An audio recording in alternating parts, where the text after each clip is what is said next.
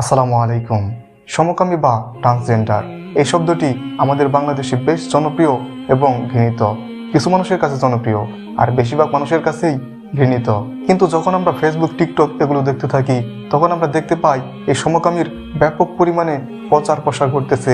এমনকি অনেকে অনলাইনে এসে বলতেছেও যে আমরা সমকামী করেছি। এরকম ঘটনা কিন্তু অনেকেই বলতেছে, কিন্তু তারপরও রাষ্ট্র থেকে তাদের বিরুদ্ধে কোনো অ্যাকশন নিচ্ছে না, তাদের বিরুদ্ধে কোনো ব্যবস্থা নিচ্ছে না, যার ফলে এই সমকামিতা আরও বেশি বাড়তেছে। বিশেষ করে যদি বলি শহরের কথা, ঢাকা শহরের কথা, সেইখানে কিন্তু অনেক বেশি পরিমাণে এই সমকামিতা দেখা যায়। সেখানে অনেক বেশি সমকামিতা বাড়তেছে, যেটা কিন্তু আমাদের জন্য বেশ উদ্বেগজনক। হয়তো আপনারা জেনে থাকবেন লূত আলাইহিস সালামের সেই জামানার কথা, তার স্ত্রীও সমকামীর সমর্থক ছিল। এমনকি অনেকে বলে থাকেন হযরত লূত আলাইহিস সালামের স্ত্রী তিনিও সমকামী ছিলেন এবং তাদের সমর্থন করতেন, যার ফলে সেই জাতির কি অবস্থা হয়েছে এখনো সেটি কিন্তু দেখা যায়। সেই সমকামীতে লিপ্ত গোটা জাতিকে এখনো আল্লাহ তাআলা সেখানে পাথর করে রেখে দিয়েছেন। সেই দৃশ্য হয়তোবা আমরা এখনো দেখতে পাই। আল্লাহ তাআলা যদি সমকামী বৈধই করতেন, তাহলে নারী আর পুরুষ দুজনকে আলাদা আলাদাভাবে সৃষ্টি করতেন না, বিবাহ হালাল করতেন না। কেন এই সমকামী করতে হবে? একটা সময় আমরা এসব শব্দ খুব বেশি শুনতে পেতাম না, কিংবা আমরা জানতামই না সমকামী বলতে কিছু আছে।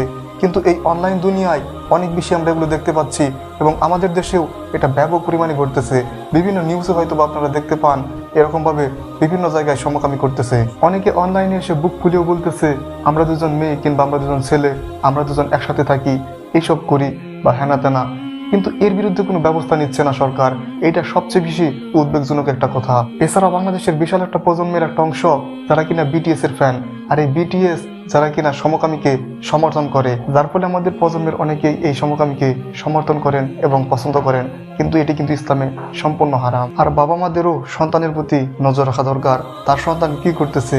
এই যে টিকটক দেখে, টিকটকের মাধ্যমেই এটা বেশিরভাগ নর্মালাইজ হচ্ছে। আপনারা দেখবেন আপনার সন্তান এই টিকটকে কি করতেছে, কি ভিডিও করতেছে, কার সাথে কথা বলতেছে আর কেমনভাবে কথা বলতেছে।